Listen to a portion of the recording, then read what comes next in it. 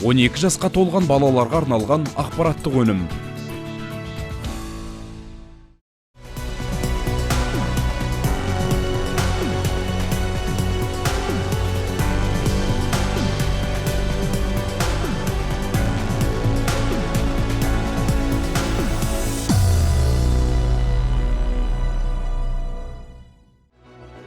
Әкім уәде мен үде хабарының мақсаты бұқара мен биліктің байланысын арттырып, елді мекендерде мемлекеттік бағдарламалардың жүру барысын бақылау.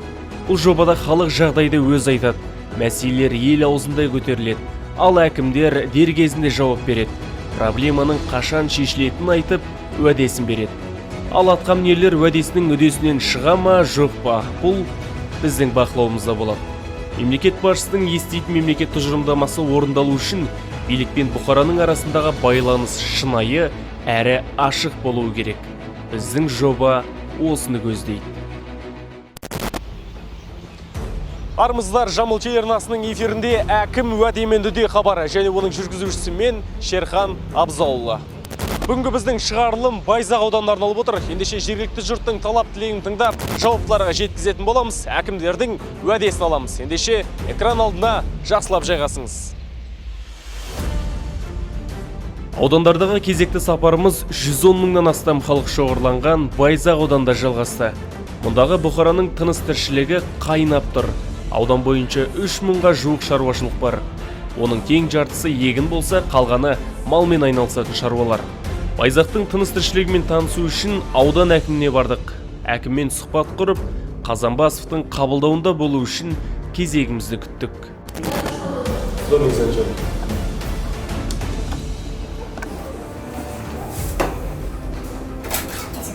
Көп күтпей аудан басшысының кабинетіне бас сұқтық. Өзімізді таныстырып келген жөнімізді айтқасын, әкімді әңгімеге тарттық. Мінберге мамырда отырған әкім аудандағы 43 мекеннің барлығын аралап шықтым дейді. Тұрғындардың талабы мен мұң-мұқтажын тыңдау үшін байланыста да үзбейтінін айтады. Сондай мәселенің бірі бүгінде өз үйім өлең төсегім болса деп жүрген. Баспанаға қол жеткізу үшін аудан бойынша 3 мың адам кезекте тұр екен. Алпысбайұлының айтуынша, мәселені шешу үшін көп қабатта тұрғын үйлер салу басталып кетіпті. Ауданның кіреберіс жерде 39 көп қабатты үйді көтеру мақсат. Биылғы жылы соның 4-еуін жұмысын бастап жатырмыз. Сол келесі жылға сол 10 үйді пландап отырмыз. Мемлекет басшысының тапсырмасына байланысты 25 жылға шейін сол толыққанды үймен қамтамасыз етеміз деген жоспарымыз бар. Алдағы жоспарлар мен атқарылған жұмыстарды басшыдан білдік. Ал аудандағы мәселені Байзаққа қарасты Бурылдағы бұқарадан сұрадық. Светофор опшанау автопарктен бастап бері қарай светофор жоқ қой. Светофор ең үлкен осы қазіргі осы ең қиын жағдай болып жатқан. 3-4 ауыл тұр бір жерде. Мәшіне көп қазір, тек светофор. Қолдан келсе соны қойып беріңіздер. Ахметқа сәлем айтыңыздар, жақсылап қойып берсін. Әкімдікке талабымызбен сәлеміміз жетсін деген жүргізушілер мен тұрғындардың бірінші болып айтқан мәселесі осы. Ауданға кіргеннен бастап көше кемпір қосағы жоқ деп шағымданады. Айтуларынша көлік кептелісінен бөлек Бурылда бағдаршамның болмауынан болатын жол көлік оқиғасы көп. Жанайқай бізде күнде мына жерде жол апаты болып жатады. Шыны керек. Күніге бір рет, обязательно, күніге бір рет болып жатады. Например, возле Феркана я очень много раз видел сам ДТП. Машины, получается, друг за другом становятся, не видят, а отсюда едущие машины на скорости, не замечая, выезжают и происходит авария. Жоқ, міне адам қанша адам қайтыс болды? Оны білетін жері неде жазылып тұр ғой бәрі. Ой, постоянно ДТП, постоянно вот подъехать не можем к магазину, постоянно ДТП происходит. Ауылдықтардың айтқан мәселесіне аудан басшысы жауап берді. Бұл мәселе өте орынды мәселе. Өйткені бұл Бурыл ауылындағы негізгі главный жол, облыстық мәніндегі жол. Жол облыстық мәнінде болғандықтан, жаңағы бағдаршам мәселесі бойынша да тиісті хатты бердік. Бұл енді жылдың басында шешіледі деген жоспарымыз бар. Жергілікті жұрттың жан айқайын жеткіздік. Аудан әкімі мәселені қолға алып, бағдаршамның келер жылы болатынын айтты. Күн санап дамып келе жатқан аудандағы Бурылда да өзгерістер бар. Мәселен, жаңа оқу жылында 600 оқушы үшін орын тапшылығы жойылды. Биыл Бурылдағы басты жаңалықтың бірі осы десе де болады. Дегенмен мектепке қатысты тұрғындардың айтары бар. Ал бұл Бурылдағы 1 қыркүйек күні есігін айқара ашқан білім ордасы. Бұл су жаңа мектепте 300-ден астам оқушы оқиды. Алайда оқу ордасы орналасқан мына мен тұрған Амангелді көшесінде бағдаршам түгілі бірде-бір жаяу жүргіншілер жол жоқ. Мектепте оқитын оқушылардың ата-аналары балаларымыз үшін алаңдаймыз дейді. Балалардың өмірі қауіпсіздігін сақтау керек қой. Жаман айтпай жақсы. Сол жерге қойып берсін светофор. Или лежаси қойып берсін, светофор қойып берсін. Анағы светофор қоймаса, тек мектепке балдар өте алмайды. Магазин тұра алдында тұр. Өте қиын болып жатыр. Оны тек қанша айтқанмен ешкім істеп жатқан жоқ. Дұрыс па? Пожалуйста, соны қойып берсін. Біз тек риза боламыз. Марат Абдилов ауылда жаңа мектеп ашылды деп қуанған көптің бірі. Жаңадан бой көтерген білім ордасында кіші қызы биыл 1-шіге барды. Ата-ананы алаңдататыны қазіргі мәселе. Оқушыларға арнап жаяу жүргіншілер жолы мен жолақ орнатып берсе дейді. Жаңа мектеп жаққа банағы оқушыларға тротуар болса мысалға. И мен машинамен алып барам қызымды сабаққа. Қарап отырсаңыз, мысалға сол жерде әйтеуір жолмен мысалға жүріп отырады оқушылар. И біз соларды жағалап өтіп атамыз. Сол жағы главный бұяқта ауылда. Ата-аналардың арызын ауыл әкіміне жеткізбек болдық. Бурылды басқарып отырған атқамінер ауысқасын әкімнің міндетін атқарушымен жолығу бұйырды. Қыркүйек айында білім ошағы ашылған болатын. Облыс әкімінің өзі кеп есігін ашып кетті, тұсауын кесіп кетті. Сол мектептің алдында ата-аналар мен тұрғындар жаяу жүргіншілер жолағы жоқ деп шағымдануда. Осы жөнінде не айтасыз? Яғни балаларым үшін алаңдаймыз дейді. Ол жерде көлік көп жүреді. Жаяу жүргіш, ол жұмыс әлі аяқталған біткен жоқ. Пока жұмыс уақытысы бар, жаяу жүргіш істеп береді. Қашан істеп береді? Биыл. Биыл нақты қай уақытта? Нақты болғанда олардың жұмыстары әлі аяқталған жоқ. Осы айдың аяғына істейміз деп жоспарлап отыр. Яғни осы айдың аяғында нөмір 6 мектептің алдына жаяу жүргіншілер жолағы орнатылады деп уәде бересіз. Уәде береді. Дүйсенбаев Бақыт біздің түсірілім тобы арқылы тұрғындарға уәдесін берді. Яғни айдың аяғында ата-аналар уайымы ұмытылатын болады. Ал уәдесін берген әкім үдесінен шығатыны біздің бақылауымызда болады. Әкімді әрмен қарай әңгімеге тартып, таныстығымызды жалғастырдық. Осы ауылда қандай мәселе, қандай проблема бар? Сіз көріп жүрсіз, біліп жүрсіз, бұқарамен байланыста боласыз. Қандай проблема бар ауылда?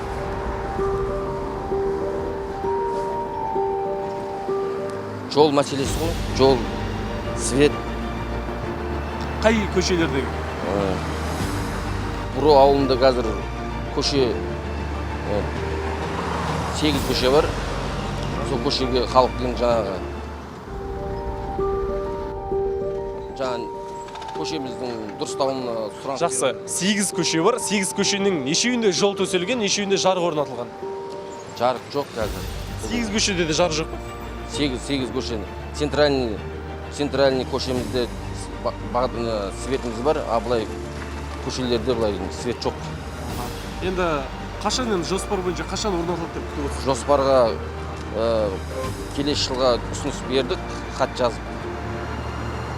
Ауданның көлемі қарастырылса, істеледі деп үміттеміз.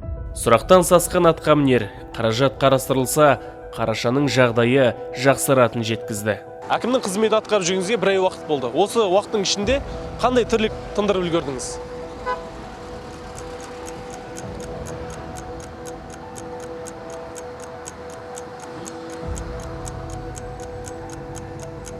Қандай жұмыстар атқардыңыз? 1 айдың көлемінде жұмыс ауылдың ішінде жаңағы елдерге светтерін қарастырылып, соны жасап жатыр қазір. Тұрғындармен тілдесіп үлгердіңіз бе? Ауыл әкімін танисыз ба? Жаңа әкім танымайды екенмін қазір. Мен бұл жерде 2013-тен бері жұмыс атқарам, халық тану керек. Қазіргі жаңа ауыл әкімін танисыз ба? Жоқ, танымаймын, әлі көргеніміз жоқ. Халық таниды мені ауыл. Ауыл әкімін танисыз ба? Жоқ, әлі көргеніміз жоқ. Дүйсенбаевтың айтуынша, оны танымайтын тұрғындар ауылға жаңадан келгендер. Әкімге Байзақтатқа көшесіндегі тұрғындардың да талабын жеткіздік. Мұндағылар жарықпен жолға жармай отырмыз дейді. Ал атқамінердің айтары Байзадаткан көшесінің жарығы бар, ұзын главный дейді ғой. Ол көшеге келесі жылға уже жоспар жасап болғанбыз. Жарығын оны орнатып береміз келесі жылға. Жолда сол жолда келесі жылға қарастырылған бір ауылдың тұрғындарын, жаңағы Байзадаткан тұрғындарын көшесінің жаңағы елдер үйлеріне ауыз суын кіргізіп алса, уже ол көшеге де асфальттар жүргізіледі. жақсы енді, яғни келесі жылы Бурыл ауылы гүлденеді деп айта аласыз ба? Үміттеміз, гүлденеді. Назарларыңызда әкім уәде мен үдей хабары. Келесі біздің бетке алған ауылымыз Қосы Батыр ауылы болатын болады. Ендеше бізбен бірге болыңыздар.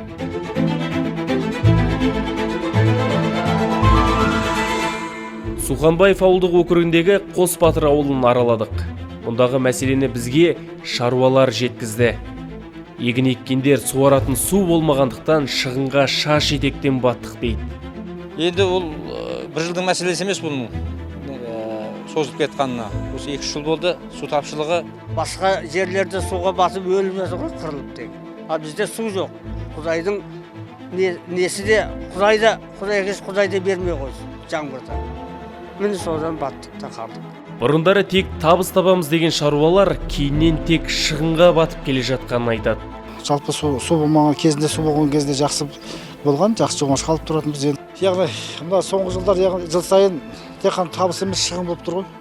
Мысалы, мен өзім азғана жердің өзіне мен құрғанда 150 мыңдай шығын кететін, шығын болады.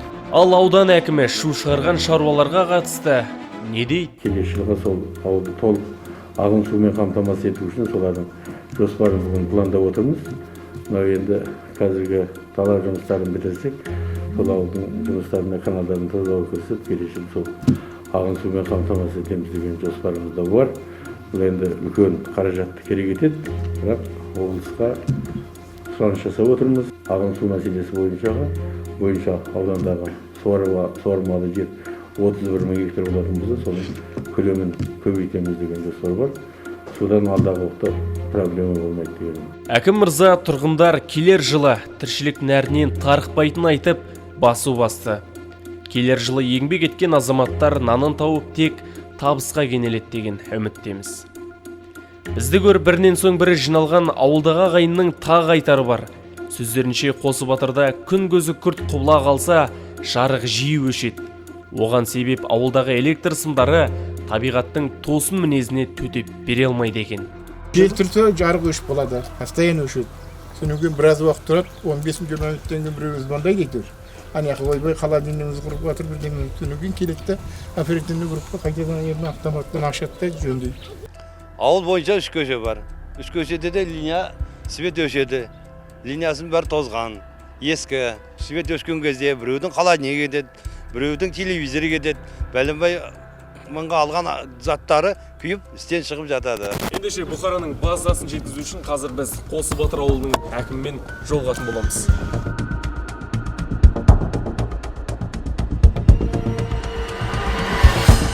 Әкім Қойылбай, Рашид Асадова.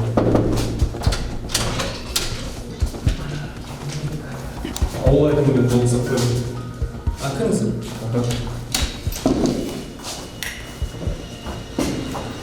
Сәлеметсіздер ме? Жамбыл телеарнасы Шерхан болып, журналистім. Ауыл әкімімен жолығсақ қойып. Ауыл әкімі қазір больничныйда тұрса. Больничныйда. Жақсы еңгеше Сұрақтарым жоқ ма басқа? Ауылға байланысты, инфрақұрылымға байланысты сізге сұрақ қою керек. Инфрақұрылымға енді қандай тақырыпта енді соған байланысты жауап береміз ғой біз. Жарық мәселесі бойынша. Қосы Батырда. Қосы Батыр ауылында. Жарық мәселесі бойынша бізде егер сымдар ескірген, сол туралы ғой, сымдар ескірген, жел тұрғанда жаңағы табиғи жаңағы нелер кезде свет өшірулер болады. Яғни тұрғындар болса ауылдағы жарықтың табиғаттың тосын мінезіне шыдамағандықтан жарық жиі өшіп дейді. Ол рас па?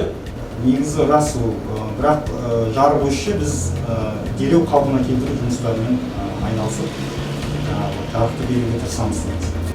Ол енді біз жарық мекемесіне хат жолдағанбыз осы қашан жолдадыңыз? Бағандарын ауыстыру туралы. Былтыр жылы 2020-да жолдадық, биыл да тағы жолдағанбыз жылдың басында. Ол кісілер сіздерге не деп жауап беріп жатыр, жауаптар? Ол кісілер қазір электр сымдарын ауыстыруға мүмкіндік жоқ, қаражат жоқ. Бұл шетінен жаңағы жүргізілетін процесс деп бізге жауап қайтарған болады. Енді шамамен жоспар бойынша қашан қалыпқа келеді деп жатсыздар? Енді нақты мерзім айтпады бізге. Біз қатынасқа жыл сайын жолдаймыз ол кісілерге осындай. Біздер жиналыста да көтеріледі осы мәселе. Бірақ шешу жолын жаңағы электр тарту мекемесі солар негізі ақша бөліп, соның істеуде. Ол біздің баланста теңгерімде болмағандықтан біз оған ақша бөле алмайтын шығар. Ендеше өздеріңіз көргендей, ауыл әкімі денсаулығына байланысты қазір әкімдікте жоқ, десе де бас маманның берген жауабы осындай болды. Ендеше біз сапарымызды әрмен қарай жалғастырамыз.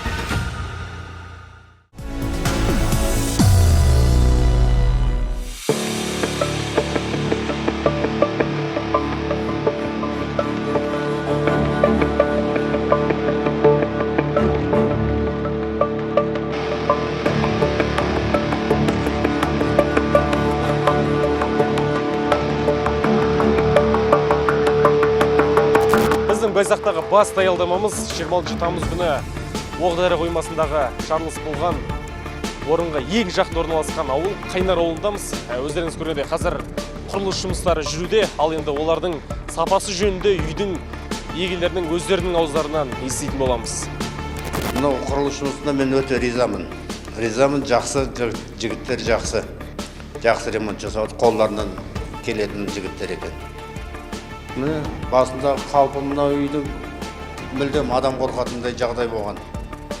Енді міне қазір сәні кіріп, көңілім енді қалай, қуанышым көбейіп жатыр. Жүргізіп жатқан құрылыс көңіліңізге ризамын, өте ризамын оларға. Ризамын, жақсы жүріп жатыр ремонт. Ал Гүлжан Айманованың үйі аяқталуға жақын, ішіндегі құрылыс толығымен бітіпті. Осы аптада орналасамыз деп отыр. Бастапқыда іші енді нетін, іші патологың бір жерге құлаған. Қазір енді бәрі жөнделіп, ішін бәрі жақсы. Болады енді қорғап сарайларды соғамыз деп жатыр. Сол сарайды соғып берсе, үкімет бізге көп көмек беретін еді. Ауыл тұрғыны қиын қыстау кезеңде көмектескен халыққа алғысын айтады. Жәрдемдесем дейтін мейірімді жандардың Жамбылдан бөлек өзге де облыстардан табылған жеткізді. Көмек болғанда жан-жақта елдер, бізде көбінесе Түркістан, Шымкенттен келіп көмек беріп жатыр. Продукты әкеледі, киім-кешек келіп жатыр, балаларға оқушылар нелерін, дәптер, ручкаларын әкеліп жатыр. Елге рахмет. Осыны қиын жағдайда көмек көрсеткендеріңіз үшін мыңда алғыс.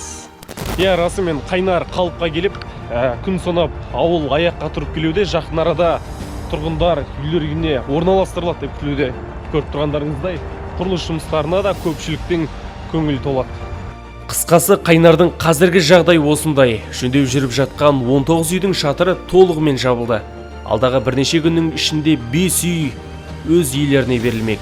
Ал қалған баспаналар айдың аяғында аяқталмақ. Сондай-ақ одан өзге сарайлар мен қираған қорайлар және көшенің жолдары мен жарықтары қарашада бітпек. Қазір 120 адам мен 23 техника жұмыс істеуде.